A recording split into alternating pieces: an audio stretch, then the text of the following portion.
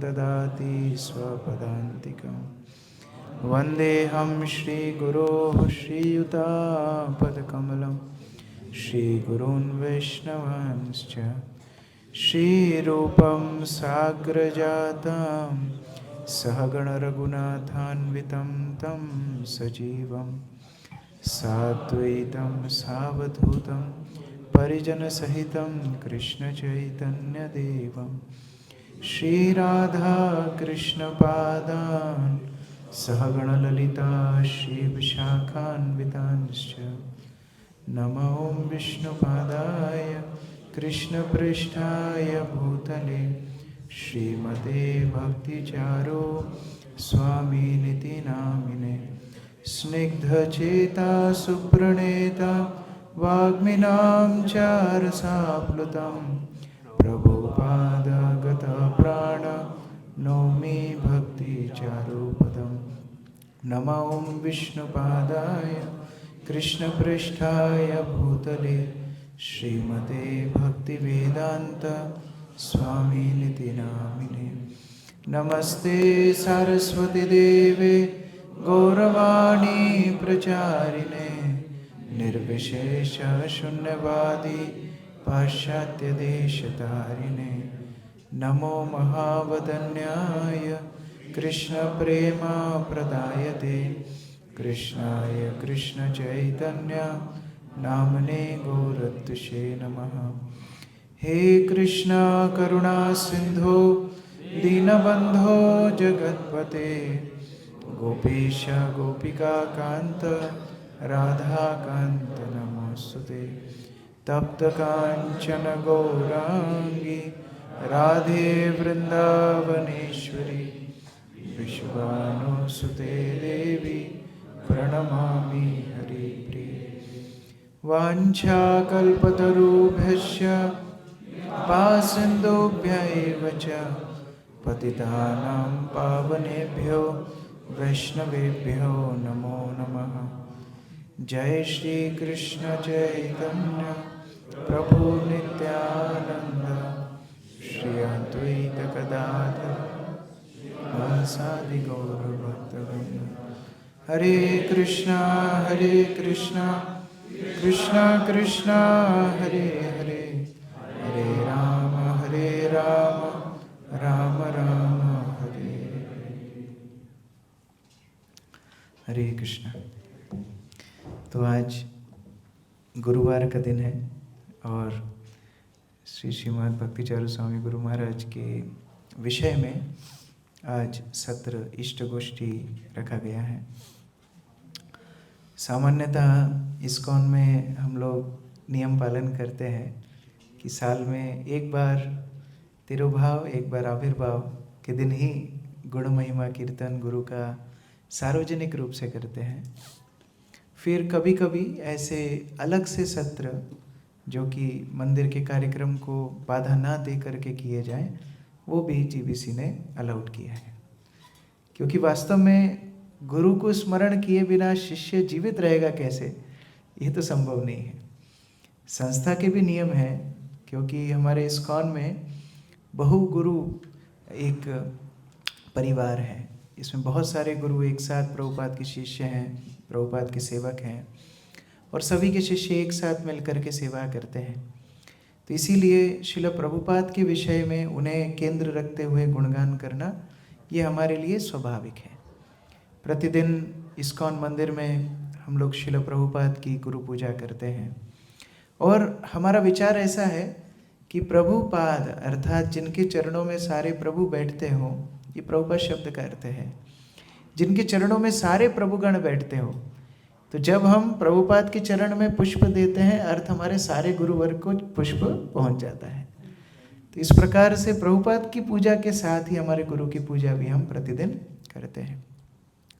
जब मंदिर में भागवत क्लास, भगवत गीता क्लास होती है, प्रभुपाद के तात्पर्य से चर्चा होती है।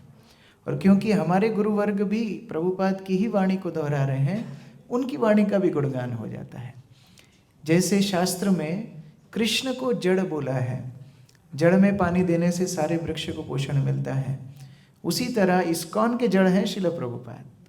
प्रभुपाद को गुणगान करने से सारे इस्कॉन को पोषण मिलता है। फिर भी हमारा स्वार्थ होता है कि अलग से कुछ समय बैठ करके हमारे गुरु को हम स्मरण करें। और शिष्य कर भी क्या सकता है? जब हम लोग 2-3 दिन पहले चर्चा कर रहे थे, सनातन गोस्वामी महाप्रभु के पास आते हैं, महाप्रभु ने बोलते हैं कि कृष्ण ने आपका उद्धार कर दिया।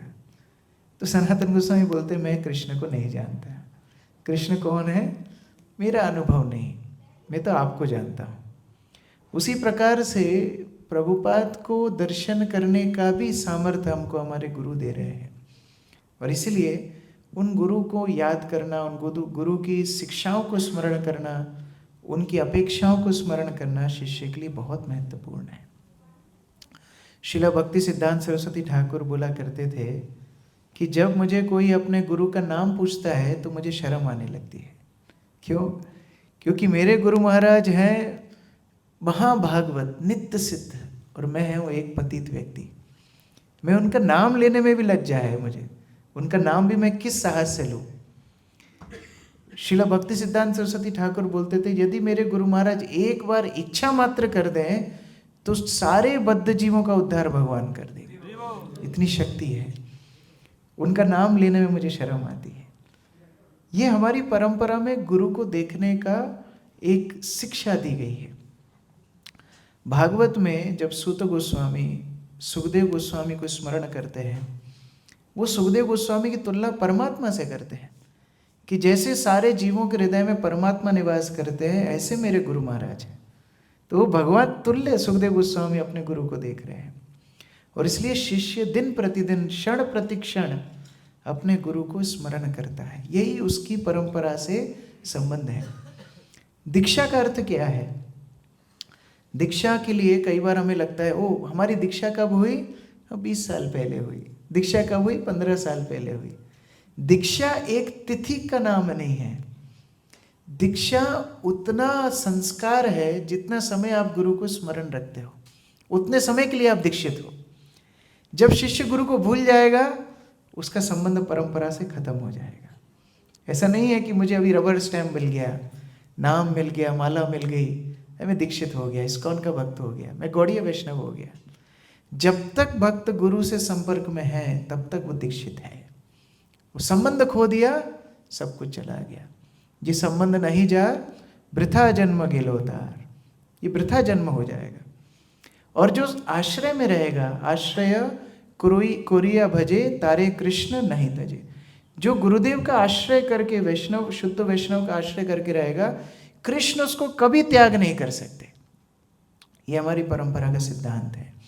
और इसलिए शिष्य हमेशा गुरु के चरणों में रहने के लिए ही भगवान से प्रार्थना करता है। आप देख लीजिए भागवत में 7वें स्कंद विशेष भक्त प्रहलाद महाराज का चरित्र आता है। प्रहलाद महाराज एक ऐसे भक्त हैं जिनके एक वैष्णव के लिए भगवान ने अवतरण किया। बहुत सारे अवतार भगवान के होते हैं जिसमें कई कई कार्यों को भगवान सिद्ध करते हैं। राम अवतार में आए तो किस तरह अहिल्या, शबरी, हनुमान जी, सुग्रीव, कितने विभीषण, कितने लोगों का उन्होंने वात्सल्य दिया। कृष्ण लीला में आए तो कितने लोगों को वात्सल्य दिया। लेकिन ये एक अवतार नरसिंह देव का केवल प्रहलाद के लिए हुआ। कितना विशेष भक्त प्रहलाद होगा। और जब नरसिंह देव ने हिरण्यकशिपु का वध कर दिया, ब्रह्मा, लक्ष्मी, देवता, भगवान शिव इत्यादि सब प्रार्थनाएं करते हैं नरसिंह देव का क्रोध शांत नहीं होता। तब प्रहलाद सामने जाते हैं। प्रहलाद को देख के नरसिंह देव सौम्य हो जाते हैं। वो उग्र नरसिंह शांत नरसिंह हो जाते हैं। प्रहलाद को गोदी में बिठाते हैं, अपनी जिह्वा से चाटते हैं, एक एक अंग को स्पर्श करते हैं कि प्रहलाद तो सही है कि नहीं। यदि प्रहलाद के शरीर में एक खरोच भी आती, भगवान पूरा ब्रह्मांड खत्म कर देते। लेकिन जब प्रहलाद से भगवान नरसिंहदेव पूछते हैं, प्रहलाद मांगो तुमको क्या चाहिए? आज तुमको मैं ब्रह्मा बना सकता हूँ, आज तुमको समग्र सृष्टि दे सकता हूँ। जो राज्य हिरण्यकशिपु ने हजारों हजारों साल तपस्या करके प्राप्त की, भगवान नरसिंहदेव प्रहलाद को सहज रूप से देने के लिए तैयार है। लेकिन प्रहलाद महाराज क्या प्रार्थना करते हैं? हे भगवान नरसिंहदेव, मैं बद्ध जीव हूँ, मैं दूसरे बद्ध जीवों का अनुसरण करके भौतिक संसार के कूप में गिरने वाला था। आपके शुद्ध भक्त नारद मुनि ने मुझे बचाया है और आपकी सेवा में लेकर के आए हैं। अभी आप मेरे सामने हो, लेकिन मैं अपने गुरु महाराज की सेवा को कैसे छोड़ दूँ? प्रार्थना प्रहलाद महाराज नरसिंह देव के सामने कर रहे हैं। तो ये हमारी परंपरा का भाव है, ये हमारी भागवत की शिक्षा है, आचार्य उपासना। भगवान उद्धव को बोलते हैं, उद्धव आचार्य को मेरे समान समझो, मुझसे अभिन्न आचार्य है, और जो आचार्य के प्रति निष्ठा रखेगा उसको पराभक्ति यथा देवे तथा गुरु। जैसे भगवान के ऊपर निष्ठा है वैसी गुरु के ऊपर निष्ठा होगी तो पराभक्ति, हृदय में पराभक्ति प्रकाशित हो जाएगी, शास्त्र सारे प्रकाशित हो जाएंगे। और इसलिए गुरु के सामने शिष्य बिक जाता है। श्रील प्रभुपाद को उनके शिष्यों ने पूछा, प्रभुपाद आपने हमारे ऊपर इतनी अनुकंपा की, आपके ऋण को हम कैसे उतारेंगे? प्रभुपाद बोलते, तुम वो ऋण से कभी मुक्त नहीं हो सकते। चक्षुदान दिलो जयी जन्मे जन्मे प्रभु से। माता पिता तो ये संसार में लाते हैं, तो माता पिता के लिए पुत्र कितना ऋणी होता है। हाँ, माता पिता की सेवा करता है, माता पिता का ध्यान रखता है, माता पिता के देहांत के बाद पुत्र पिंडदान करता है, जब तक जीवित रहता है माता पिता की सेवा ऋण है। तो जो भौतिक संसार में शरीर देने वाला है माता पिता, उनके लिए इतना कृतज्ञता है, जो संसार से छुड़ाने वाला है उसके लिए कितनी कृतज्ञता होनी चाहिए। जन्मे जन्मे प्रभु से, उसके लिए एक जन्म नहीं, जन्मे जन्मे प्रभु से। और प्रभु मतलब भगवान, जन्मे जन्मे गुरु से ही नहीं, जन्मे जन्मे प्रभु से ही। मेरे प्रभु हैं, मेरे ठाकुर हैं, मेरे इष्ट हैं, मेरे गुरु, जन्म जन्म उनकी सेवा मैं करूँगा, ये हमारा भाव है। शिला भक्ति सिद्धांत सरस्वती ठाकुर एक बार मायापुर में आए, और जब मायापुर में आए तो बहुत बारिश हो रही थी और पूरी मिट्टी गीली हो गई थी, कीचड़ हो गया था। तो जब वो आए तो सारे शिष्य वो कीचड़ में दंडवत प्रणाम करने लगे। तो सिद्धांत सरस्वती ठाकुर बोलते हैं कि आप कीचड़ में क्यों प्रणाम कर रहे हैं, आपका सब कपड़ा खराब हो गया, ये गीली मिट्टी में आपको प्रणाम नहीं करना चाहिए। तो शिष्य हाथ जोड़ करके बोलते हैं, गुरु महाराज आपने जो हमको दिया है हम आपको बदले में देंगे भी क्या, प्रणाम करने के अलावा और करेंगे भी क्या? हम लोग कुछ नहीं कर सकते आपके लिए, क्योंकि साधन करने का बल गुरु से आता है, सेवा करने का बल गुरु से आता है, भक्ति करने का बल गुरु से आता है। हम जो ये कृष्ण भावनामृत में सांस ले रहे हैं गुरु का बल है, लेकिन हम बदले में दे क्या सकते हैं? केवल प्रणाम ही कर सकते हैं। और इसलिए हम लोग गुरु मंत्र में पहले नमः है। वैदिक मंत्र सामान्यतः ओम से शुरू होते हैं, ओम अज्ञान तिमिरंधस्य, ओम अपवित्रो पवित्रो हुआ। गुरु प्रणाम मंत्र में नमः ओम, ये उल्टा कैसे हो गया? कि हमारे भाव ये है, पहले प्रणाम, पहले नमस्कार, पहले शरणागति, नमः। मैं तो इतना पतित हूँ, मैं ओम भी उच्चारण कैसे करूँगा? पहले गुरु का आश्रय लूँगा, नमः, फिर ओम विष्णु पदाय, मेरा आश्रय मेरे गुरु हैं। ये विचार शिष्य का होना चाहिए। और अगर ये विचार रहेगा सारे विश्व की शक्ति भी उस भक्त को कभी कभी निराश नहीं कर सकती। जार प्रति गुरुदेव है प्रसन्न, कोनो विघ्न तेहु नहीं करे अवसन्न। जिनके ऊपर गुरु प्रसन्न है कोई विघ्न उन शिष्य को नहीं रोक सकता, कोई विघ्न, कोई अनर्थ, कोई भी तरह की मुश्किल उस भक्त की बाधा नहीं बन सकती। वो सहज नाचते गाते भगवत धाम पहुंच जाएगा। ये गुरु आशीर्वाद की शक्ति है। और ये गुरु के प्रति संबंध क्रमिक भाव से बढ़ता है। जैसे पहले शिष्य गुरु के प्रति आकर्षण होता है, और वो आकर्षण इतना प्रगाढ़ नहीं होता, लेकिन फिर वो गुरु से श्रवण करने लगता है, गुरु को देखता है, गुरु की क्रियाओं को, उनके व्यवहार को, उनके चरित्र को देख करके प्रेरणा प्राप्त करता है।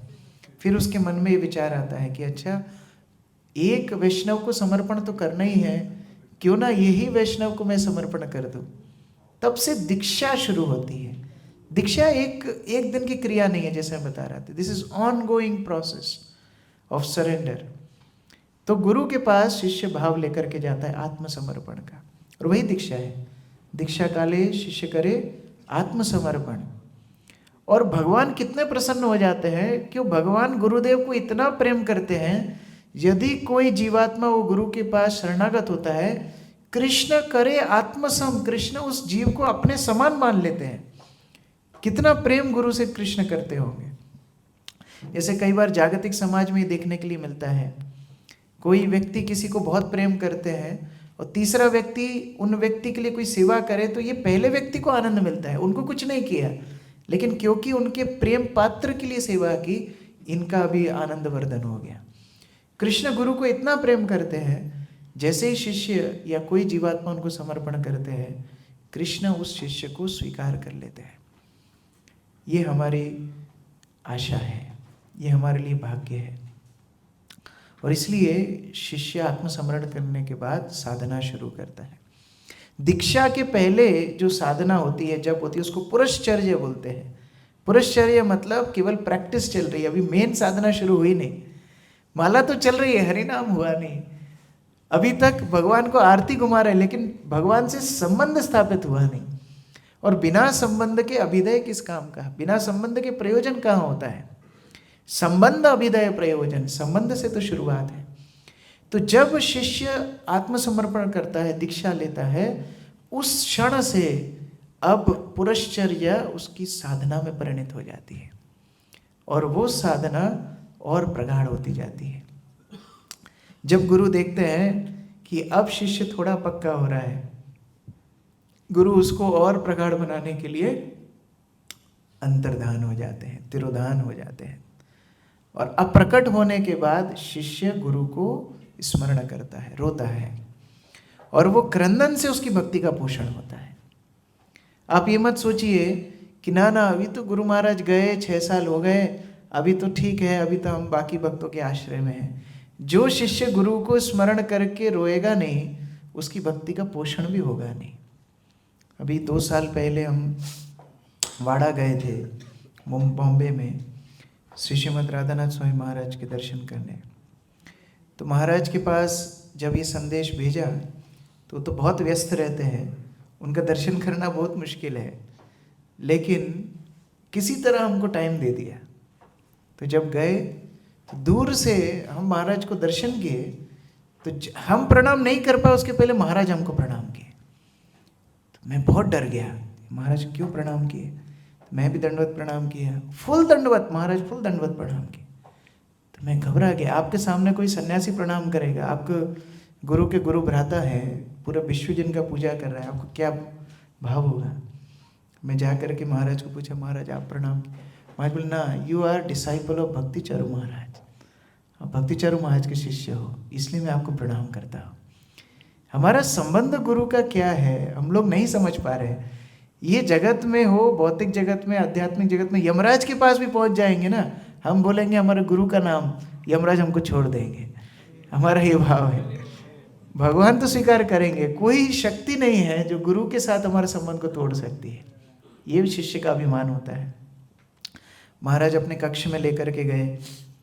मैंने महाराज से प्रश्न पूछा, महाराज जब गुरु महाराज का तिरोभाव हुआ था 4 जुलाई 2020, तो उस समय पे बहुत वरिष्ठ भक्तों ने प्रवचन दिया था। आप लोग को याद होगा, रोज़ एक सीनियर सन्यासीगण प्रवचन दे रहे थे ऑनलाइन जूम पर। तो हमको बोला गया था कि अभी देखो गुरु महाराज का प्रकट हुआ है, आप लोग बहुत दुखी हो, धीरे धीरे आप लोग थोड़ा स्थिर हो जाओगे, इस तरह बोला था। लेकिन ऐसा तो नहीं होता है। जैसे जैसे समय निकलता है, ये विरह का जो पेन है, ये जो कष्ट है, ये और बढ़ता चला जाता है। तो महाराज हंसने लगे। महाराज बोलते हैं, ये बहुत अच्छी बात है कि कष्ट बढ़ता जाता है। क्या वृंदावन वासी कुछ सालों बाद ये बात स्वीकार कर लिए थे कि कृष्ण मथुरा चले गए? क्या वो लोग प्रसन्न हो गए थे कि ठीक है कृष्ण चले गए, अब तो 10 साल हो गए, क्या बात है, ठीक है, अब तो 100 साल हो गए, क्या बात है। कृष्ण के प्रति उनका विरह हर क्षण बढ़ता गया।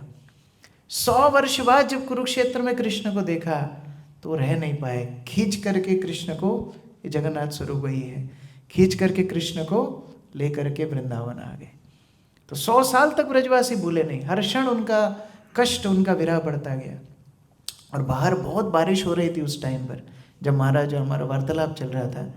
महाराज बोलते, देखो बाहर बारिश देख रहे हो, ये बारिश बहुत कठिन समय होता है। क्यों? जा नहीं सकते, कुछ काम नहीं कर सकते, खेती नहीं कर सकते, सामान लाना है तो मुश्किल, गाड़ी चलाना है तो बहुत कठिन समय है। लेकिन ये 1 महीने का मौसम, 1 महीने की बारिश पूरे वर्ष के लिए जंगल को पोषण दे देती है। उसी तरह विरह के अश्रु कष्टदायक है, विरह की स्थिति कष्टदायक है, लेकिन ये विरह के आंसू शिष्य को शाश्वत काल के लिए भक्ति का पोषण दे देती है। और इसीलिए जब कोई गुरु, कोई शुद्ध भक्त आपको समय देते हैं, उस समय आपके चिरकाल के लिए भक्ति का पोषण कर सकती है। बार बार स्मरण करना चाहिए। गुरु महाराज इस तरह वचन बोले थे, गुरु महाराज की अपेक्षा इस तरह थी, गुरु महाराज इस तरह बैठते थे, इस तरह चलते थे। हर चीज शिष्य का ध्यान होना चाहिए गुरु के ऊपर, और ये गुरु के प्रति प्रेम ही कृष्ण प्रेम में परिणत होता है। यही हमारी परंपरा का सिद्धांत है। और इसलिए जब अभी जो हम भजन गा रहे थे, शेष उग देने हैं, ये भजन प्रभुपाद की original poetry, adore adore you all happy day, bless then heaven sweeter than May, ये कविता का बांग्ला भाषांतरण गुरु महाराज ने स्वयं ने किया। और ये कविता जब पहली बार प्रभुपाद ने लिखी, श्रीला भक्ति सिद्धांत सरस्वती ठाकुर की आविर्भाव तिथि के दिन, और प्रभुपाद ने जब इसके ऊपर स्पीच दी, तो प्रभुपाद बताते हैं, जब हमारे गुरु महाराज का हम गुणगान करते हैं, कोई व्यक्ति विशेष का ये गुणगान नहीं है, ये गुरु तत्व का गुणगान है, और सारे विश्व को पोषण मिलेगा ये गुरु की महिमा का श्रवण करने से। इसलिए गुरु का गुणगान होना चाहिए। तो अभी हमको तो टॉपिक दिया था करुणा सिंधु, तो गुरु महाराज की जो जीवन करुणा सिंधु में गुरु महाराज ने बताया है, उसके बेसिस पर कुछ यहाँ पर स्लाइड्स बनाई हैं। सबसे पहले तो गुरु महाराज की पहचान है इस प्रभुपाद मैन। बहुत कम लोगों को इस तरह टाइटल मिला है प्रभुपाद मैन, क्योंकि उनका चलते फिरते ध्यान है शिल प्रभुपाद। उनका और कोई विचार ही नहीं है, प्रभुपाद छोड़ के उनका कोई चिंतन नहीं है। वो जब मायापुर में थे तो एक ही डीटी उनके रूम में था जिनका रोज आरती करते थे, वही प्रभुपाद का मूर्ति। प्रभुपाद का वर्शिप है, मतलब सब कुछ है। प्रभुपाद का तिरुभाव तिथि के दिन गुरु महाराज प्रभुपाद की पुष्प समाधि की तरफ चल के जा रहे थे, तो शिष्य ने पूछा कि गुरु महाराज आप तो प्रभुपाद के निजी सेवक थे, और पर्सनल सर्वेंट को बहुत गुरु का सामान मिलता है, पुराना कपड़ा, पुराना चप्पल, पुराना ये बहुत कुछ मिलता है। तो बोले गुरु महाराज आपके पास क्या प्रभुपाद की कोई प्रसादी वस्तु है क्या? एसी बंद कर देना, कोई प्रसादी वस्तु है क्या? तो गुरु महाराज बोले हाँ है। बोले क्या है? मेरे हृदय में प्रभुपाद अपनी सारी सामग्री लेकर के हमेशा के लिए स्थित है, मैंने हृदय में प्रभुपाद को रखा हुआ है। इस कॉल्ड प्रभुपाद में। गुरु महाराज के बचपन का ये चित्र है। तो बंगाल में, बांग्लादेश में कुठी पवित्र धाम है, वहाँ पर गुरु महाराज का आविर्भाव हुआ।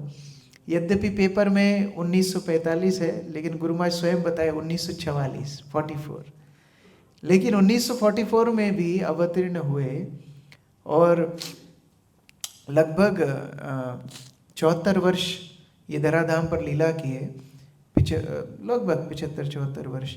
लेकिन एक बार भी गुरु महाराज को देख के ऐसा लगा नहीं कि कोई वृद्ध व्यक्ति है, कभी देख के लगता नहीं था। मायापुर 3 मंजिल ऊपर गुरु महाराज का 4थी मंजिल पे रूम है। जब चढ़ के जाते थे सीढ़ी से, मैंने आज तक देखा नहीं कि वो सीढ़ी का वो जो रेलिंग है उसको पकड़ा है, कभी सीढ़ी के रेलिंग को नहीं पकड़ा। ऐसे चलते हैं जैसे गजगति तो इस तरह से चढ़ते थे। और एक बार तारकेश्वर में जब हम लोग पांडाल प्रोग्राम कर रहे थे, तो पांडाल प्रोग्राम में वो जो उतरने के लिए सीढ़ी था वो बहुत ऊंचा था। तो गुरु महाराज जब नीचे उतर रहे थे तो मुझे लगा ये बहुत ऊंचा है, तो मुझे थोड़ा सा सेवा करना चाहिए। तो मैं खुद से आगे जाके मैंने हाथ दिखाया गुरु महाराज को, हाथ दे दिया। तो गुरु महाराज मेरा हाथ पकड़ के नीचे उतरेंगे। तो जब हाथ दिया, मुझे गुरु महाराज ऐसा देखा जैसे मुचुकुंद काल्यवन को देखा था, बिल्कुल भस्म कर देंगे ऐसा देखे, मैं एकदम दूर हो गया। अपने आप नीचे उतरे, कभी किसी का सपोर्ट लिया नहीं हो रहा। आज तो आप देख लीजिए गुरु महाराज का एक भी चित्र ऐसा नहीं मिलेगा जहाँ कोई को हाथ पकड़ के चल रहे हैं, कि व्हील चेयर में चल रहे हैं, कि बैसाखी में, कोई नहीं, स्वस्थ। भगवान नवयौवन है, उनका भक्त भी नवयौवन है। हम लोग यात्रा करते थे, भक्त लोग पूछते थे महाराज का डाइट प्लान बताओ, तो डाइट प्लान क्या है, मैं बोलता था कोई डाइट प्लान नहीं है, जो आप बनाएंगे वो गुरु महाराज खाएंगे। तो भक्त लोग बोलते हैं ऐसा कैसे संभव है, इतना सब सन्यासी इस्कॉन में भ्रमण करते हैं, उनका डाइट चार्ट आता है, उनका डाइट रिस्ट्रिक्शन होता है, गुरु महाराज कोई डाइट प्लान नहीं, कोई मेडिसिन नहीं, कोई डॉक्टर नहीं, ये गुरु महाराज का है। कलकत्ता में उनका जन्म का, बचपन का सारा लीला हुआ। कई बार हम लोग कलकत्ता में जब प्रोग्राम होता था, गुरु महाराज जो भक्त ड्राइविंग करते थे उनको बोलते थे थोड़ा घुमाओ, गाड़ी घुमाओ, तो हमको दिखाते थे कि देखो ये गली में मैं खेलता था, ये गली में मैं सामान खरीदने के लिए आता था, इस तरह पूरा दिखाते थे। फिर बीच बीच में ये भी दिखाते थे कि यहाँ मैं प्रचार करने के लिए आता था। एक दिन ऐसे ही शाम को गुरु महाराज कलकत्ता में घुमा रहे थे, तो गुरु महाराज बोले कि देखो बहुत लोग यहाँ भक्त बने प्रभुपाद के जाने के बाद, लेकिन एक प्रचारक जो यहाँ मंदिर के अध्यक्ष थे, उन्होंने क्या किया, उस सभी लोगों को खुद से तो जोड़ा लेकिन प्रभुपाद से और मंदिर से नहीं जोड़ा। कई बार हम लोग प्रचार करते हैं ना, तो उनके घर में जाते हैं, उनको तभी मंदिर बुलाते हैं जब हम इधर हैं, है ना, हम लोग मंदिर में उनको छोड़ते नहीं, प्रभुपाद के विषय में बताते नहीं। तो बाद में क्या हुआ, वो भक्त ने इस्कॉन छोड़ दिया, वो प्रेसिडेंट ने। तो गुरु महाराज हमको शिक्षा दे रहे थे कि देखो प्रचार का केंद्र होना चाहिए मंदिर, प्रचार का केंद्र होना चाहिए प्रभुपाद। अगर आप खुद से जोड़ोगे आपका पतन हो जाएगा, बाकी लोग कहाँ जाएंगे, वो भी आपके साथ चले जाएंगे। इसलिए जब भी प्रचार करें प्रभुपाद को केंद्र में रखना। 1970 में गुरु महाराज पढ़ाई करने के लिए जर्मनी गए। अच्छा, एक बार और मुझे स्मरण आ रहा है, थोड़ा बचपन की कहानी है। प्रभुपाद के विषय में गुरु महाराज एक दिन बता रहे थे भुवनेश्वर में। तो गुरु महाराज बता रहे थे कि उन्होंने प्रभुपाद को बोला कि प्रभुपाद मेरी माता बचपन में देहांत हो गया और बहुत कठिन हमारा बचपन निकला, क्योंकि माता का देहांत होने के बाद पिता सारे संसार से विरक्त हो गए, एकदम सब, उन्होंने सब काम छोड़ दिया। तो हमारा बचपन अलग अलग रिश्तेदारों के घर में बीता। कभी गुरु महाराज त्रिपुरा में रहे, आप करुणा सिंधु में पढ़े होंगे, अलग अलग स्थान में रहे। तो इतना कठिनाई के बाद मैं भक्ति में आया। तो प्रभुपाद क्या बोलते हैं, प्रभुपाद बोलते तुम्हारे जीवन में जो कुछ घटना हुई वो तुमको मुझ तक लाने के लिए थी।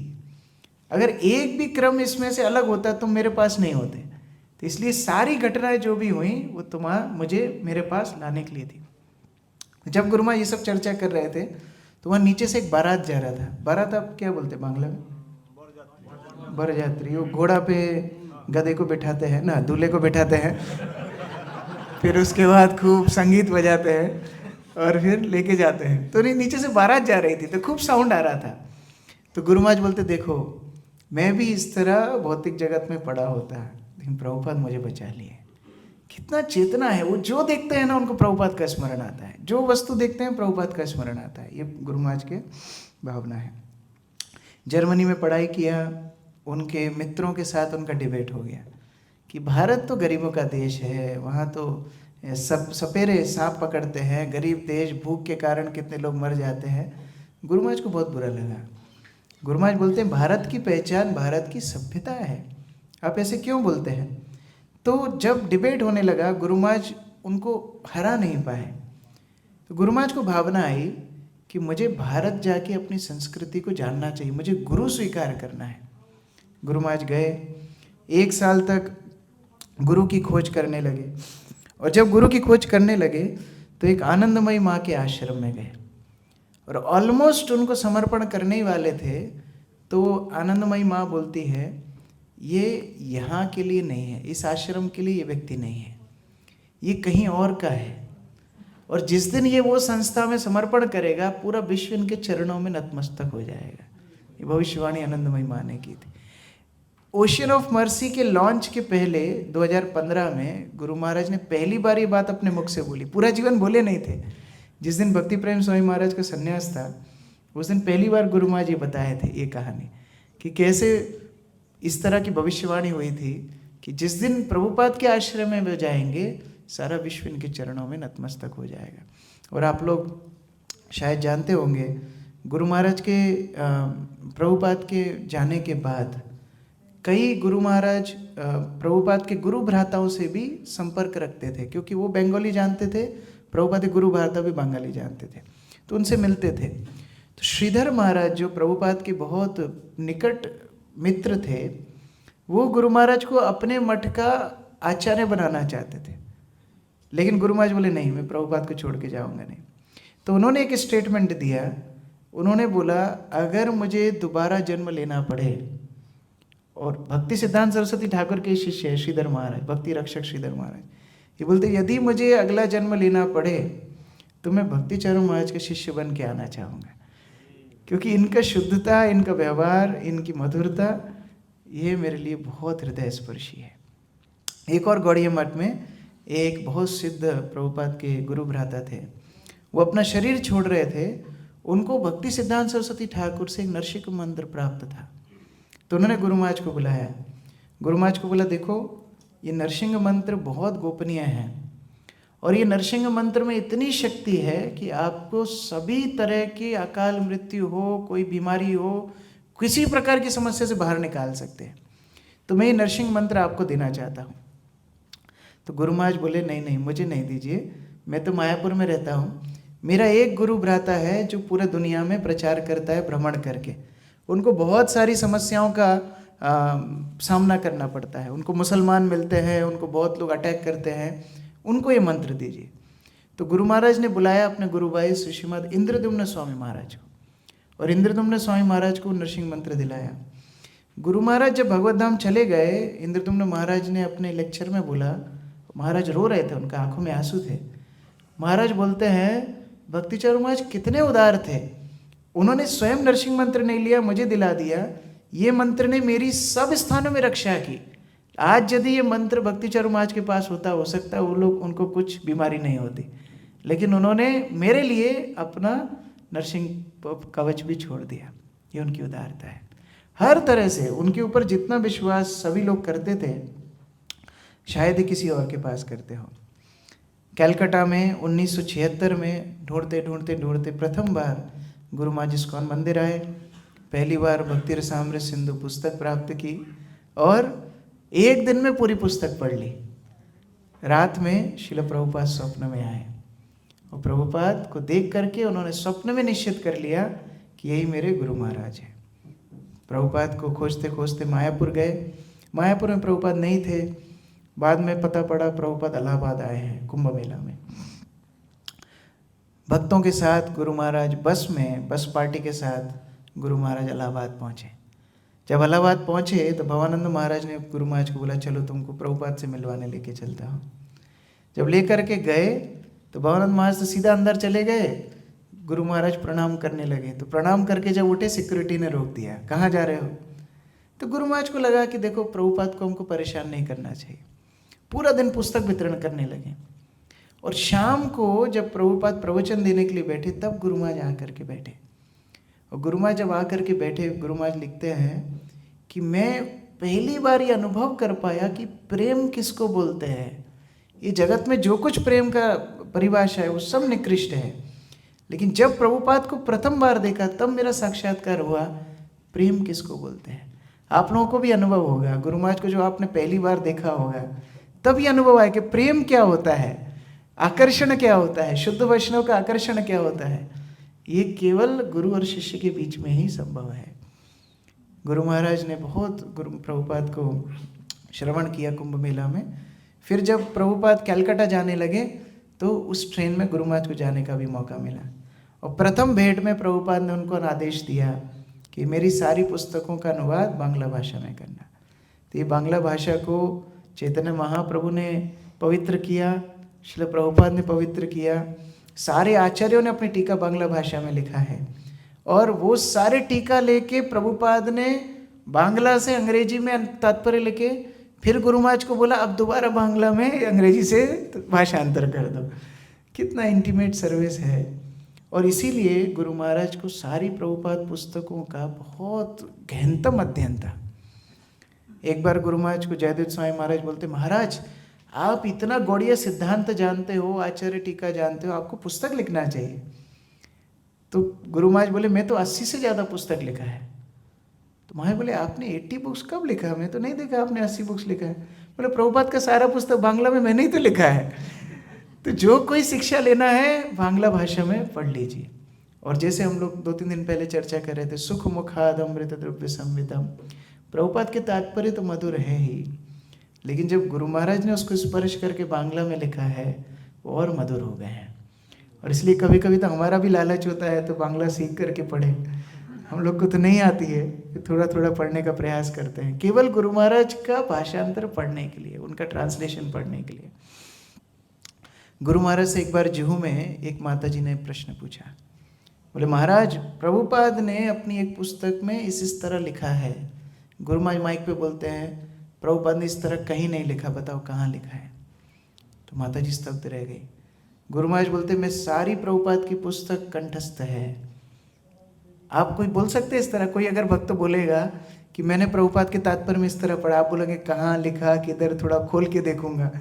गुरु महाराज का इतना गहन अध्ययन है, वो डायरेक्ट माइक पे बोल दिए, नहीं इस तरह प्रभुपाद ने कहीं नहीं लिखा। वो माता जी स्वीकार की, हाँ प्रभुपाद ने नहीं लिखा, मैं कहीं और सुनी हूँ। इतना गहन अध्ययन है। गौर पूर्णिमा के दिन प्रथम और द्वितीय दीक्षा दोनों प्रभुपाद ने एक साथ गुरु महाराज को दी। और इसी तरह भक्ति सिद्धांत सरस्वती ठाकुर ने भी श्रील प्रभुपाद को प्रथम और द्वितीय दीक्षा एक साथ दी थी। ये बहुत विरला ये संयोग है, बहुत कम लोगों को इस तरह प्रभुपाद ने कृपा की, प्रथम और द्वितीय दीक्षा दूसरे दोनों दी। और जब दक्षिणा देने का समय आया तो दक्षिणा देने के टाइम पर गुरु महाराज कुछ भिक्षा नहीं मांगने जा पाए। तो प्रभुपाद के सामने साष्टांग प्रणाम करते हैं और बोलते हैं, प्रभुपाद आज से मैं ही आपकी दक्षिणा हूँ, आज से मेरी वाणी यदि बोलेगी आपका गुणगान बोलेगी, मेरा शरीर करेगा तो आपकी सेवा करेगा, मेरा मन सोचेगा तो आपके बारे में सोचेगा। ये परफेक्ट दक्षिणा कोई शिष्य अपने गुरु को दे सकते तो ये दक्षिणा है। फले फूले महोत्सवे सेवा नहीं होए, वाणीर सेवक जैसे ही तो पूजे। फल फूल तो कोई भी चढ़ा सकता है, लेकिन स्वयं को आत्मसमर्पण करना ये सच्चा शिष्य कर सकता है। उसके बाद प्रभुपाद ने उनको पर्सनल सर्वेंट बना लिया, पर्सनल कुक बना लिया। और कुकिंग गुरु महाराज उतना जानते नहीं थे, तो कुक बुक देख देख के कुकिंग करते थे। तो बाद में जब गुरु महाराज लास्ट बार कलकत्ता गए थे 2020 में, तो गुरु महाराज ने भक्तों के लिए लजानिया बनाया, खूब सुंदर, भक्तों को बिठा के खिलाया, परोसा, सब भक्तों ने प्रसाद पाया। उसके बाद गुरु महाराज बोलते हैं, पता है जब गुरु महाराज मैं प्रभुपाद को सेवा करता था तो मैं ज़्यादा कुछ बनाना नहीं जानता था, आज मैं इतना आइटम बनाना सीख गया हूँ। मैं इंतज़ार कर रहा हूँ, प्रतीक्षा कर रहा हूँ कब मैं प्रभुपाद के पास जाऊँगा और उनको ये सब बना के खिलाऊँगा। उनका विचार कि तो प्रभुपाद कॉन्शियस, प्रभुपाद मैन, केवल प्रभुपाद के लिए जीवन धारण किए, वही उनका लक्ष्य है। स्नान पूर्णिमा के दिन गुरु महाराज को प्रभुपाद ने संन्यास दिया। और संन्यास मिलते टाइम भी उनका चिंतन था कि कैसे प्रभुपाद की आज कुकिंग होगी। हम लोग का तो दीक्षा होता है, हम सब भूल जाते हैं, क्या सेवा, क्या अनुष्ठान, क्या जगन्नाथ और क्या भगवान। गुरु महाराज को संन्यास दीक्षा हो रही है, उनका विचार है ये यज्ञ में इतना टाइम क्यों लग रहा है, मेरे को प्रभुपाद की कुकिंग करना है। यहाँ दीक्षा मिली, नाम मिला, डंडा मिला, गुरु महाराज सीधा रसोई में घुस गए, रसोई कर रहे हैं प्रभुपाद के लिए। रसोई करने के बाद प्लेट सजाया, प्रभुपाद के सामने लेकर के आए, प्रभुपाद को प्रसाद परोसा। गुरु महाराज को प्रभुपाद पूछते हैं, तो तुमको तुम्हारा नाम कैसा लगा? तो गुरु महाराज बोलते हैं, हाँ गुरु प्रभुपाद बहुत अच्छा नाम है, भक्ति रुचि स्वामी। प्रभुपाद बोलते हैं, हाँ ये नाम भी अच्छा है, लेकिन तुम्हारा नाम है भक्ति चारू स्वामी। इतना प्रेम प्रभुपाद से सेवा में है, उनको सन्यास से कोई मतलब नहीं, प्रभुपाद की सेवा प्रधानता है, ये उनका भाव है। एक बार प्रभुपाद ने उनको बेल बजा के बुलाते थे, बेल बजा के बुलाया तो तिलक कर रहे थे, तो आधा तिलक लगाया था, पूरा भी नहीं किया, दौड़ के प्रभुपाद के पास आ गए। तो प्रभुपाद बोले, तुम्हारा तिलक आधा क्यों? बोले, प्रभुपाद आपने बुलाया तो मैं पूरा तिलक करता तो ये अपराध हो जाता। इतना निष्ठा था, दौड़ के प्रभुपाद ना जाओ, पूरा तिलक करके आओ। इतना निष्ठा प्रभुपाद की सेवा के लिए था। और इसलिए प्रभुपाद अंतिम क्षण तक गुरु महाराज को अपने साथ रखे। समाधि भी अपने हाथ से देने का मौका हुआ। और करुणा सिंधु में गुरु महाराज लिखते हैं कि मेरा इच्छा था मैं नीचे ही रह जाऊं, प्रभुपाद के साथ ही समाधि में रह जाऊं। तमाल कृष्ण महाराज ने हाथ पकड़ के बाहर खींचा। अब मैं आपको एक बहुत गोपनीय बात बताने वाला हूँ। 4 जुलाई 2020 को गुरु महाराज ने शरीर त्याग किया और 13 जुलाई 2020 को गुरु महाराज की समाधि हुई, 9 दिन बाद। और 9 दिन बाद जो समाधि हुई तो हम लोगों को उज्जैन से बोला था आप एक गाड़ी में कुछ वक्त आ जाओ। तो तब तो फ्लाइट ट्रेन कुछ नहीं था, हम लोग गाड़ी से गए, 3 दिन लगा जाने के लिए। तो मुझे भी बोला जाने के लिए, तो मैंने भक्ति प्रेम महाराज को बोला महाराज बहुत वरिष्ठ भक्त मंदिर में हैं, आप उनको लेके जाइए, मैं इधर ही रुकूंगा। तो महाराज बोले ठीक है कोई बात नहीं। तो एकदम गाड़ी जब निकलने वाली थी आधा पौन घंटा पहले, उस टाइम महाराज मुझे बुलाया। महाराज बोले क्यों? गुरु महाराज जब इंडिया में आते थे तो तुम उनको रिसीव करने जाते थे, तो आज नहीं जाओगे गुरु महाराज को कैसे लगेगा? तो चलो। तो मैं तो एकदम अभी आधा घंटे के अंदर निकलना है, तो तुरंत कपड़ा डाला, बैग डाला, तैयार किया, सब कुछ लेके जा रहा था। जाते जाते मेरे मन में प्रेरणा है, एक गुरु महाराज ने मुझे एक सामान दिया था उसको रख लूँ। कहाँ से प्रेरणा आया पता नहीं, वो सामान को मैंने रख लिया। चला गया, मायापुर पहुँच गए। मायापुर जाने के बाद पता पड़ा गुरु महाराज को समाधि देने के लिए कोई सन्यासी नहीं जा सकते। क्यों? क्योंकि बंगाल गवर्नमेंट का आदेश है कि कोविड का रिस्क है, इसलिए कोई सन्यासी नहीं आएंगे। फिर जिसका डायबिटीज़ है वो नहीं जाएगा, जिसका ब्लड प्रेशर है वो नहीं जाएगा। तो जितना सीनियर डिवोटी है, डायबिटीज़, ब्लड प्रेशर, सन्यासी सब कट हो गया। तो कौन बचा? हम बचे। बोले आप जाइए। तो मैं कहा ठीक है, ये तो गुरु महाराज की कृपा है। तो समाधि देने के लिए मौका मिला। तो जब मैं गया तो वो मेरे जेब में रखा था। क्या? जो सामान में चलते चलते उज्जैन से रखा, वो पता है क्या था? गुरु महाराज का कमरा साफ करते टाइम मुझे एक छोटा सा बॉक्स मिला, उसमें लिखा था समाधि सॉल्ट ऑफ शिला प्रभुपाद। प्रभुपाद को जब समाधि दी गई थी, उनके समाधि का जो सॉल्ट वो प्रभुपाद को स्पर्श किया था, वो संभाल के गुरु महाराज के रूम में रखा था। और एक में लिखा था लास्ट वाटर ड्रैंक बाय शिला प्रभुपाद। अंतिम जल जो गुरु महाराज, आपने वीडियो में देखा होगा, प्रभुपाद के मुख में जल डाल रहे हैं बार बार, वो अंतिम जल भी संरक्षण करके प्रिजर्व करके रखा था गुरु महाराज के रूम में। मैं गुरु महाराज को दिखाया था कि गुरु महाराज ये निकला है सफाई में। गुरु महाराज बोले तुम रख लो। मैं सोचा प्रभुपाद का समाधि सोल गुरु महाराज मुझे क्यों दे रहे हैं? वो रख लिया और चलते चलते वो मैंने जेब में रख लिया। वहाँ पहुँच गया, समाधि के टाइम में देखा ये साथ में है।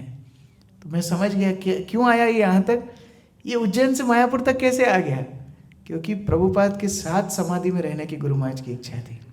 वो सॉल्ट और पानी उधर में डाल के आज मायापुर समाधि में प्रभुपाद का भी सॉल्ट है, प्रभुपाद की भी वो समाधि है, केवल गुरु महाराज की समाधि नहीं है। अभी सेम घटना उज्जैन में हुई। उज्जैन में जब पुष्प समाधि का पुष्प रखने का दिन था, जब पूरा खोद दिया, अभी पुष्प रखना है, तो मुझे मालूम नहीं था उस दिन पुष्प रखने वाले हैं। भक्ति प्रेम महाराज फ़ोन किए लगभग 12 बजे दोपहर में, बोले सब यहाँ आ गए, तुम कहाँ हो? गुरु महाराज कहाँ? मैं तो घर में हूँ। तुम इधर आओ, पुष्प रख रहे हैं गुरु महाराज का। तो मैं दौड़ के आया और मैंने शैलजा को बोला था कि मैं फ़ोन लगाऊंगा कुछ सामान लाने के लिए, तुम लेके आना, मैं जल्दी जा रहा हूँ। तो मैं आके बैठ गया। तो मैंने शैलजा को बोला कि गुरु महाराज का ओरिजिनल समाधि का पुष्प है वो लेके आना, और सॉल्ट है वो लेके आना। तो शैलजा को समझ में नहीं आया, वो 2-4 एक्स्ट्रा सामान लेकर के आ गए। तो जब सामान लेके आई, मैंने देखा खोल के, वो फिर से प्रभुपाद का सॉल्ट और प्रभुपाद का पानी आ गया। मैंने नहीं मंगाया, फिर आ गया। तो मैं समझा यहाँ भी यही कहानी होने वाली है। वहाँ भी सॉल्ट दिया, पानी दिया। उज्जैन समाधि में भी प्रभुपाद का सॉल्ट, प्रभुपाद का लास्ट पानी है गुरु महाराज के साथ। प्रभुपाद उनका अंतिम इच्छा पूरा किए। प्रभुपाद के चाहते थे वो प्रभुपाद के साथ समाधि में रहें, प्रभुपाद उनको वो अवसर दे दिए। तो इस प्रकार से लास्ट तक सेवा किए। अब मैं फटाफट, मेरा समय तो पूरा हो गया, मैं तो बहुत कुछ लेकर के आया था, लेकिन फटाफट कितना टाइम तो ओवर हो गया ना, 1 मिनट। इसके बाद गुरु महाराज ने प्रभुपाद की क्या क्या सेवा की हैं, ये आप थोड़ा लिस्ट देख लीजिए। प्रभुपाद के जाने के बाद गुरु महाराज गांव-गांव भक्तों के साथ पैदल प्रचार करने के लिए गए। पंजाब तक चले गए, बहुत स्थानों में गए, गांव-गांव प्रचार, प्रभुपाद के पुस्तक वितरण। हम लोग को लगता है कि हम प्रभुपाद के पुस्तक वितरण करते हैं। गुरु महाराज संन्यास होने के बाद एक एक गांव-गांव, गली-गली प्रभुपाद पुस्तक वितरण किए। और कलकत्ता में गुरु महाराज ने एक नया प्रोग्राम शुरू किया, वैश्य ऋषि प्रोग्राम। जैसे राज ऋषि होते हैं, गुरु महाराज सोचने लगे कि अभी कलयुग में क्षत्रिय तो है नहीं, तो क्षत्रिय के बाद नेक्स्ट है वैश्य। तो बड़े बड़े बिजनेसमैन को कल्टीवेट करना पहले गुरु महाराज ने शुरू किया। उसके पहले इस्कॉन में जो आ रहा है वो डायरेक्ट प्रीचिंग है, लेकिन गुरु महाराज पहली बार एलिट प्रीचिंग शुरू किए। जो यहाँ पर सिंगापुर में भी गुरु महाराज एक दो अर्था फोरम, कॉर्पोरेट प्रोग्राम्स किए थे। ये शुरुआत गुरु महाराज ने प्रभुपाद के जाने के बाद कलकत्ता में की। उसके बाद प्रभुपाद ने स्वयं ने भक्ति वेदांत इंस्टीट्यूट शुरू किया था साइंटिफिक प्रीचिंग के लिए। तो प्रभुपाद के जाने के बाद उस कार्यक्रम में योगदान गुरु महाराज ने दिया भक्ति स्वरूप दामोदर स्वामी महाराज के साथ, Bhakti Vedanta institute scientific preaching. Of course Shrila Prabhupada की सारी पुस्तकों का अनुवाद बांग्ला भाषा में किया। और गुरु महाराज का विशेष अवदान है, गुरु महाराज ने हमको वैष्णव गान दिए। इस्कॉन में वैष्णव गान तो होते थे, लेकिन प्रभुपाद जितना गा के गए उसके अलावा भक्त लोग जानते नहीं थे।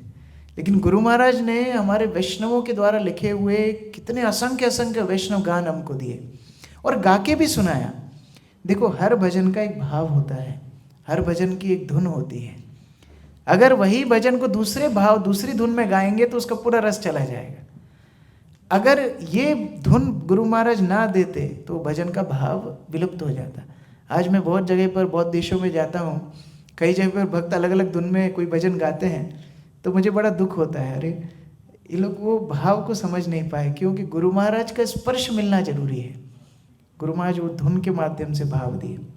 और गीता गान, प्रभुपाद ने पूरी भगवत गीता बांग्ला भाषा में गान के रूप में लिखी है। ये पूरे विश्व को गुरु महाराज ने दिया, ये पहले उपलब्ध नहीं थी। भक्ति गीति संचयन, वैष्णव आचार्यों के अलग अलग गौड़ीय मठ से भजन संकलित करके भक्ति गीति संचयन पुस्तक प्रथम बार इस्कॉन में इतने वैष्णव भजन उपलब्ध हुए गुरु महाराज की कृपा से। गुरु महाराज ने पहली मूवी बनाई परिक्रमा। अच्छा, जब ये मूवी गुरु महाराज ने बनाई थी तो गुरु महाराज का बहुत आलोचना हुई। बांग्ला में आलोचना मतलब डिस्कशन होता है, लेकिन हिंदी में आलोचना मतलब क्रिटिसिज्म होता है। बहुत आलोचना हुई, अरे सन्यासी होके ये मूवी बनाता है, कोई नहीं जाना। भागवतम क्लास में भक्त लोग बोलते थे, देखो तुम यदि थिएटर में गए ना तुम्हारा पतन हो जाएगा, ये मूवी देखने के लिए भी थिएटर में मत जाना। अभी मीडिया की टेक्नोलॉजी का महत्व पूरा इस्कॉन समझ रहा है, उस समय कोई नहीं समझ रहे थे, अभी सभी लोग समझ रहे हैं। वीडियो रिकॉर्डिंग हो रहा है, शॉर्ट्स बन रहे हैं, यूट्यूब बन रहा है, बहुत कुछ बन रहा है, उस टाइम में नहीं समझ रहे थे। और अभी महाअवतार नरसिंह मूवी बनी तो पूरे मंदिर के मंदिर उठ के मूवी देखने के लिए गए। लेकिन किसी को तो शुरुआत करनी पड़ती है। भक्ति सिद्धांत सरस्वती जब प्रचार करते थे तो कितना रूढ़िवादी परंपराओं का खंडन उन्होंने किया। गुरु महाराज भी उसी तरह थे। उन्होंने वृंदावन में VIHE, Vrindavan institute of higher education के एक पायनियर थे। और जिस समय पे इस्कॉन में बृहद भागवतामृत, कृष्ण संहिता, माधुर्य कादम्बनी, ये सारे ग्रंथ बांग्ला और संस्कृत के अलावा उपलब्धि नहीं थे, गुरु महाराज ने इस्कॉन में इंग्लिश में, इन भाषाओं में, इन सब्जेक्ट्स में सेमिनार दिया। जैसे बृहद भागवतामृत पे गुरु महाराज ने 1 महीना प्रवचन किया 1987 में। और ऑडियंस कौन थी?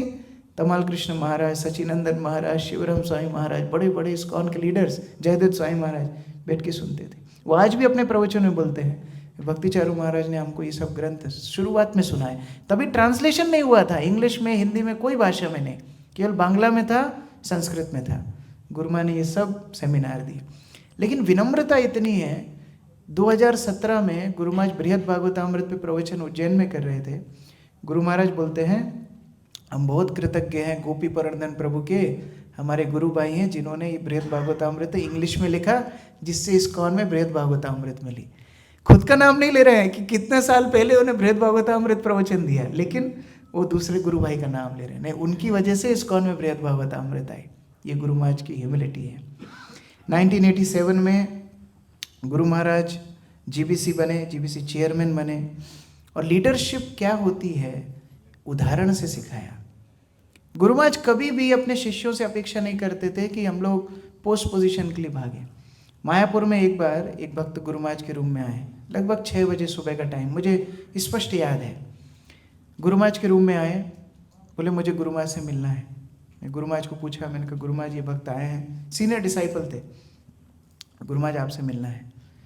तो गुरु महाराज के पास वो भक्त गए, बोले गुरु महाराज हमारे गुरु भाइयों कोई पोस्ट पोजीशन नहीं है, तो आप ऐसा कुछ कीजिए, हमारे कुछ गुरु भाइयों को कुछ डिपार्टमेंट इंचार्ज या ऐसा कुछ बनाना चाहिए। गुरु महाराज का जो मैंने उस दिन काल भैरव रूप देखा है, इतना गुस्सा हो गया, इतना गुस्सा हो गया। बोले तुम्हारे हाथ में क्या है?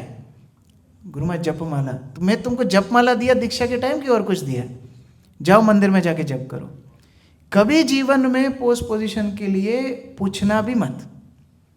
Become a good devotee, don't become big devotee. हमेशा बोलते हैं अच्छा भक्त बनो, बड़ा भक्त मत बनो। ये गुरु महाराज का भाव है। और जब समय आएगा, गुरु कृष्ण की इच्छा होगी, गुरु महाराज जीबीसी चेयरमैन भी बने, लेकिन वो आकांक्षा के साथ कभी भी सेवा नहीं करना। बहुत क्रिटिकल एरियाज़ में UK, south Africa, France, USA, Mauritius, Switzerland, Belgium, सभी जगह पर, न्यूयॉर्क, गुरु महाराज जीबीसी बने। 1987 में दीक्षा गुरु भी बने।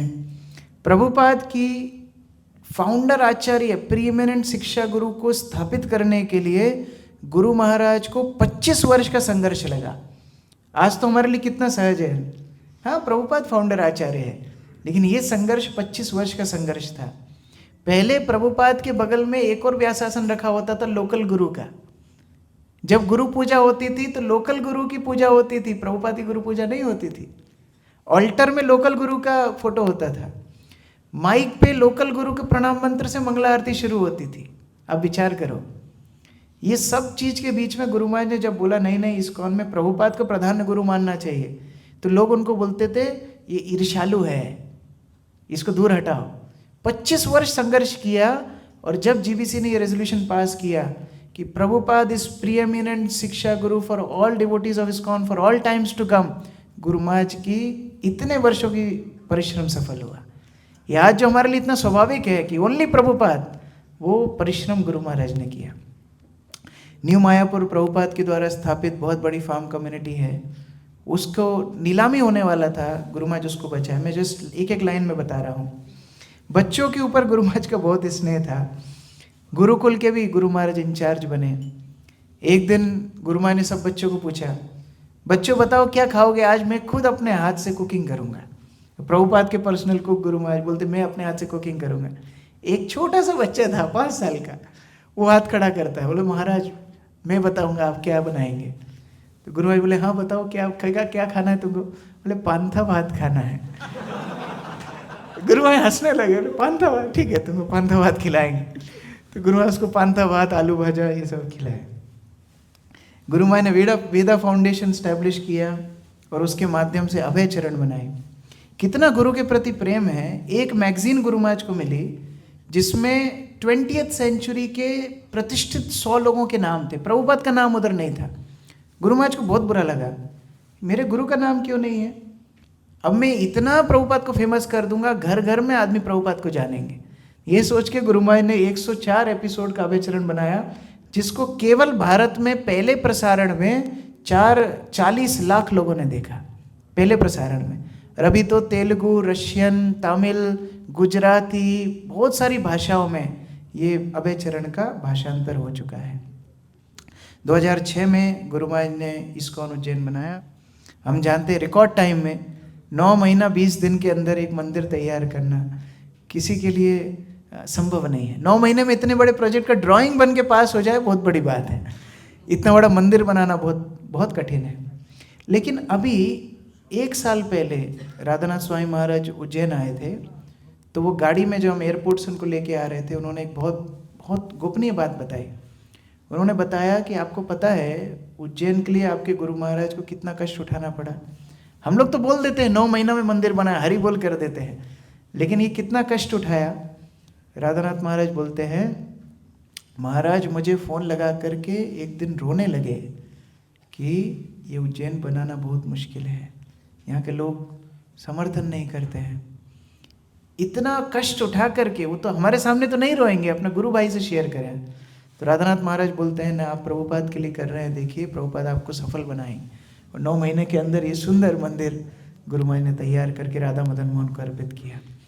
आज जब आप उज्जैन आते हो, मदन मोहन का दर्शन करते हो, आप गुरु महाराज को स्मरण कर सकते हो। अपने हाथ से मदन मोहन को उठा के गुरु महाराज लेके आए हैं, अपने हाथ से वहाँ रख के स्थापित प्राण प्रतिष्ठा किया है। वो वास्तव गुरु महाराज के ठाकुर हैं, गुरु महाराज के सेवित विग्रह हैं। मायापुर में एक बार हम लोग रात में बैठे थे, 10:30 बजे का टाइम था, लगभग आधा घंटा बाद, अभी से 10:30 बजे का टाइम था। गुरु महाराज हमारे कमरे में आ गए, सेक्रेटरी रूम में। तो ऊपर केवल गंजी पहना था, ना कुर्ता था, ना अंग वस्त्र था। गुरु महाराज ऐसे रात में आ गए। गुरु महाराज बोलने लगे, तुम लोग क्या बात कर रहे हो? तो हम लोग तो रात में प्रसाद वगैरह ले रहे थे। तो गुरु महाराज चेयर में बैठ गए, लोग खूब गुरु महाराज के साथ मजाक किया। गुरु महाराज बोलते, तुम लोग बहुत मिर्ची खाते हो, लेकिन तुमको मालूम नहीं, बचपन में मैं इतना मिर्ची खाता था, तुम लोग इतना नहीं खा पाओगे, इतना लंका खाता था। अभी सन्यास बनने के बाद बंद कर दिया। तो बहुत सारे बचपन का कहानी गुरु महाराज बता रहे थे। फिर एकदम से विष्णुजन प्रभु, हमारे एक गुरु भाई है मायापुर में, वो गुरु महाराज को पूछ लिए, बोले गुरु महाराज आप यहाँ हैं, हम लोग आपके साथ इतना हृदय के बात कर लेते हैं, आपके साथ इतना सब शेयर कर लेते हैं, तो आप जब नहीं रहेंगे हम कहाँ जाएंगे?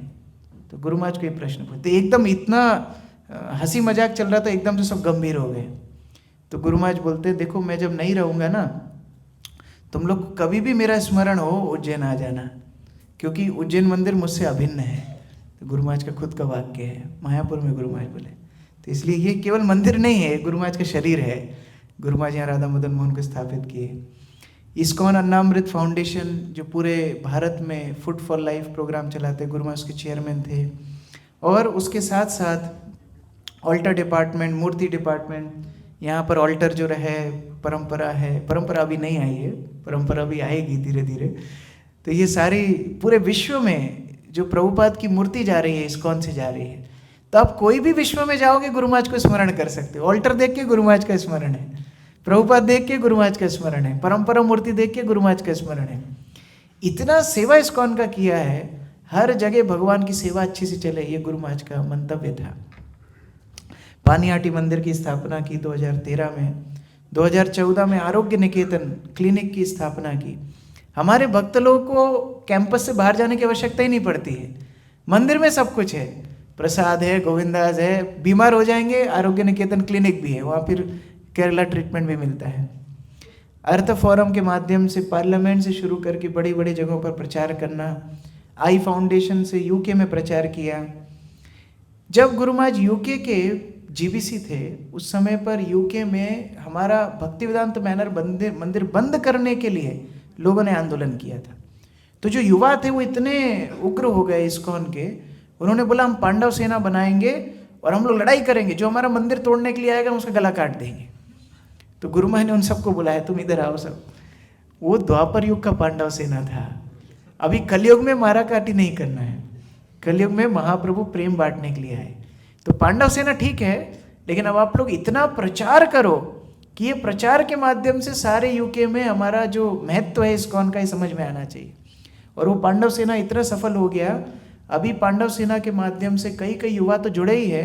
कृष्णा अवंती स्कूल्स करके पूरे यूके में 1 दर्जन से ज़्यादा स्कूल है, जिसको यूके की गवर्नमेंट फंडिंग करती है। और क्वीन एलिजाबेथ स्वयं आकर के राधा ये कृष्ण बलराम का दर्शन करके गई, ये मंदिर में आके। ये गुरु महाराज ने मंदिर बनवाया, अंदर कृष्ण बलराम के विग्रह भी गुरु महाराज ने स्थापित किए। ये गुरु महाराज का एक और योगदान है।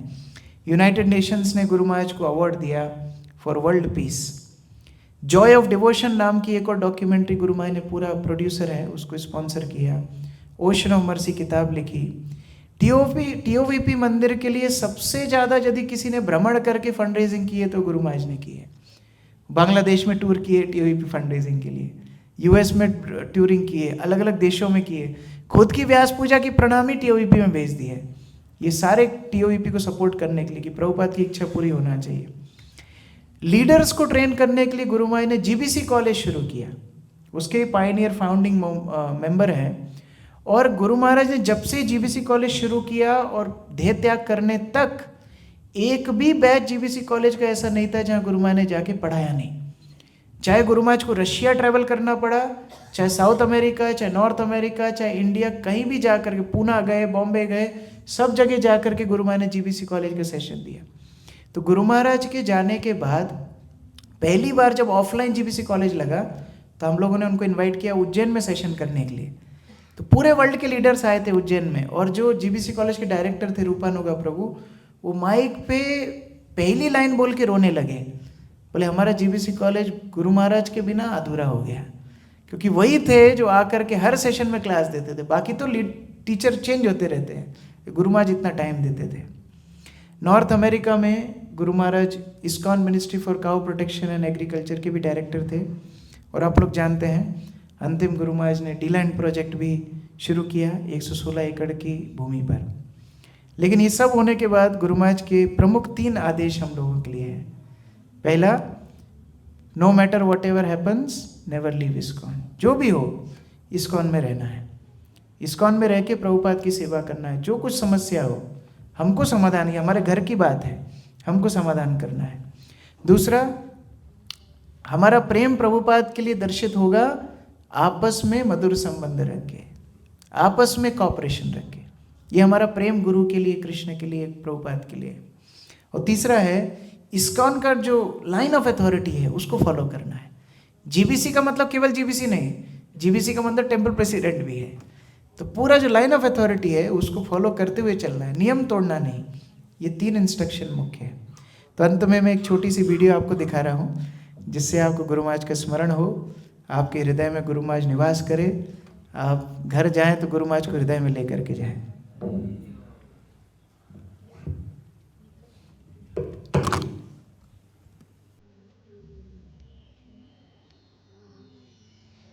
उस पर लगाना पड़ेगा प्रोजेक्टर के साउंड। साउंड आ रहा है।